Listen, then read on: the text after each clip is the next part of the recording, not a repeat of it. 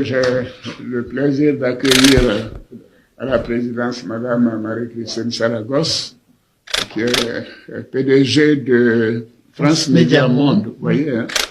Donc, qui gère RFI et France 24.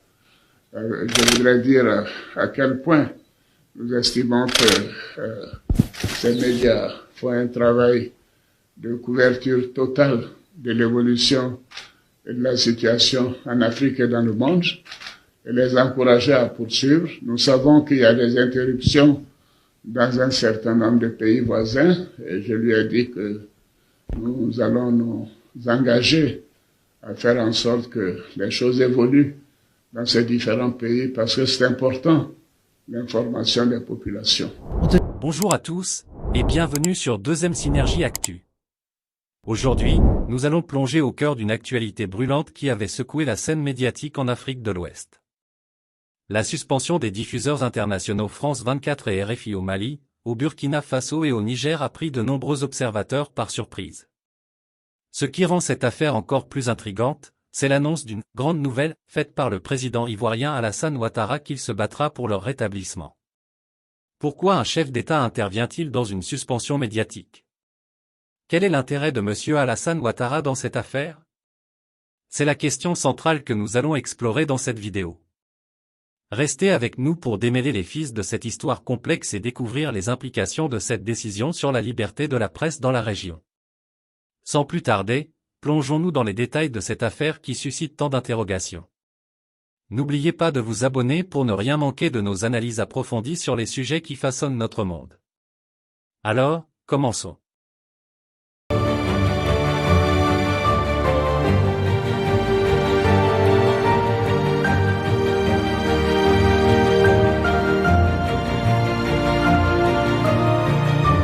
Alors que les médias France 24 et RFI sont suspendus au Mali, au Burkina Faso et au Niger, le président ivoirien, Alassane Ouattara a annoncé qu'il se battra pour leur rétablissement.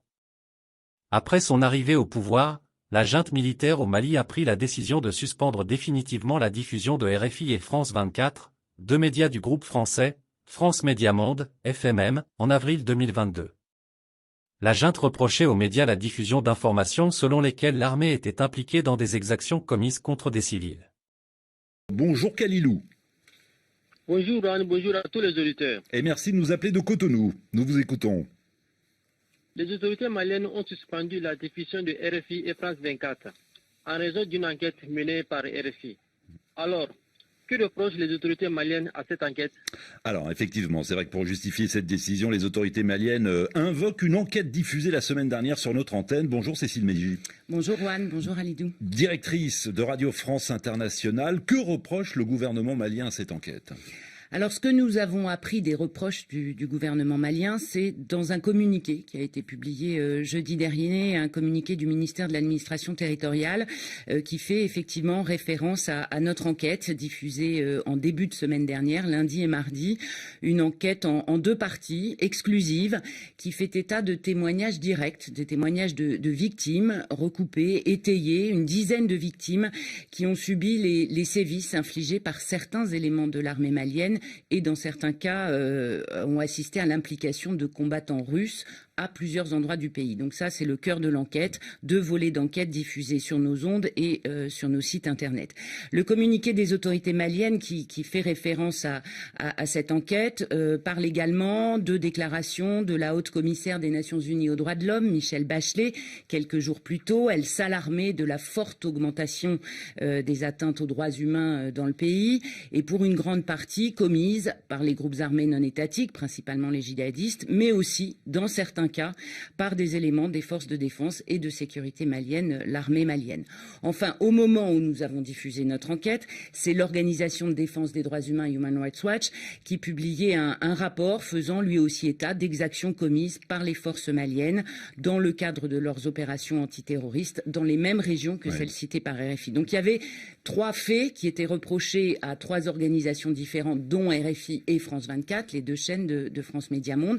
C'est l'enquête, c'est le témoignage et c'est ce qui a été révélé dans cette enquête qui étayait d'autres témoignages de rapports indépendants qui nous a été reproché dans ce communiqué. Et dans son communiqué, le gouvernement malien affirme, je cite, « La synchronisation de ce matraquage médiatique est une stratégie savamment préméditée visant à déstabiliser la transition, à démoraliser le peuple malien et discréditer les vaillantes FAMA, les forces armées maliennes. » Alors là, il y a un mot et qui est repris d'ailleurs par ceux à qui nous donnons la parole pour réagir à ce que nous publions. Nous avons donné la parole à Fouseynou Ouattara, qui est le vice-président de la commission de défense du Conseil national de transition, donc l'organe législatif de la transition malienne, qui parle de complot. Donc il considère qu'il y a un complot parce que ces trois éléments, les déclarations de Michel Bachelet, l'enquête de RFI et le rapport de Human Rights Watch parlent de la même chose et sortent au même moment. Il n'y a pas de coordination.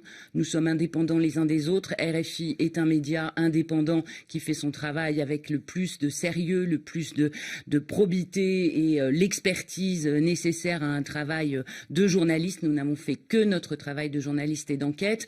Human Rights Watch a des méthodes d'enquête qui ne sont pas les mêmes que les nôtres et la haute commissaire aux Nations Unies pour les droits de l'homme fait, elle, les déclarations en connaissance de cause sur la base de ce que rapportent ses services. Et il faut préciser que RFI a, à plusieurs reprises, avant de diffuser son enquête, sollicité l'armée malienne. Pour que notre travail soit équilibré et juste et honnête, nous avons sollicité à plusieurs reprises l'armée malienne qui n'a pas souhaité donner suite à nos demandes. Cécile Mégis, le gouvernement malien, toujours dans ce communiqué, affirme, je cite, que les agissements de RFI et France 24 ressemblent aux pratiques et au rôle de la tristement célèbre Radio Mille Collines. Aussi, au Burkina Faso, la junte militaire a également pris la même décision en suspendant dans un premier temps RFI en décembre 2022 puis quelques mois plus tard, France 24, en raison de la diffusion d'une interview du chef d'Al-Qaïda au Maghreb islamique, AQMI. En août dernier, une semaine après le coup d'État militaire qui a renversé le président Mohamed Bazoum, la junte au pouvoir au Niger a également pris la décision de suspendre la diffusion des programmes des deux médias français. À la télévision burkinabé et dans les rues de la capitale Ouagadougou, il y a un sujet qui fait beaucoup parler depuis plusieurs jours, la suspension par les autorités de la radio publique française RFI jusqu'à nouvel ordre. Il y a d'un côté ceux qui estiment que cette décision est justifiée. Une fois que la presse, que ce soit la presse internationale ou nationale, arrive à divulguer des fausses informations, bon, c'est comme si c'est une ingérence dans les affaires même du pays, quoi. Pour avoir ces informations, même, c'est RFI même qui avait ces informations, premièrement, avant les médias burkinabés. Ok, c'est pas une bonne chose. Un média étranger ne peut pas venir avoir des informations sur votre pays, et puis il y a des médias qui ne sont même pas au courant. De l'autre côté, il y a ceux qui émettent des réserves et ne sont pas complètement en faveur de cette décision, comme cette étudiante. Je pense que c'est pas bien de suspendre. Mais par rapport à leur acte aussi, je pense que ce n'est pas bon. Puisque la lutte contre le terrorisme, c'est quelque chose, c'est d'abord une lutte nationale. Et puis dans un contexte où la population et les terroristes semblent se confondre, il est vraiment nécessaire de faire attention aux informations que l'on publie par rapport au terrorisme. Le Burkina Faso, qui reproche à RFI d'avoir relayé le message d'un chef terroriste, est le deuxième pays de la région à interdire cette radio cette année, après le Mali. Ainsi, après avoir examiné de près les tenants et aboutissants de la suspension de France 24 et RFI au Mali, au Burkina Faso et au Niger, la question persistante demeure, en quoi le rétablissement de ces médias est-il si crucial pour le président Alassane Ouattara ? L'hypothèse selon laquelle il agirait en tant que président du Sahel pour rétablir les chaînes françaises soulève des interrogations supplémentaires sur ses motivations. Quel est son intérêt dans cette affaire? Est-ce une question de relations diplomatiques, d'influence régionale, ou y a-t-il des enjeux politiques internes qui sous-tendent cette décision? Par ailleurs, la perspective selon laquelle la France considérerait que ces nations appartiennent à Alassane Dramane Ouattara et que les décisions devraient toujours passer par lui suscite des préoccupations légitimes sur la souveraineté de ces pays. Cette situation complexe souligne l'importance de rester informé et vigilant sur les évolutions politiques et médiatiques dans la région. Nous continuerons de suivre cette affaire de près et de vous tenir au courant des développements futurs. N'oubliez pas de partager vos commentaires et vos réflexions ci-dessous, abonnez-vous pour plus de mises à jour, et restez connectés pour des analyses approfondies sur les sujets qui façonnent notre monde. Merci de nous avoir rejoints aujourd'hui sur Deuxième Synergie et à bientôt.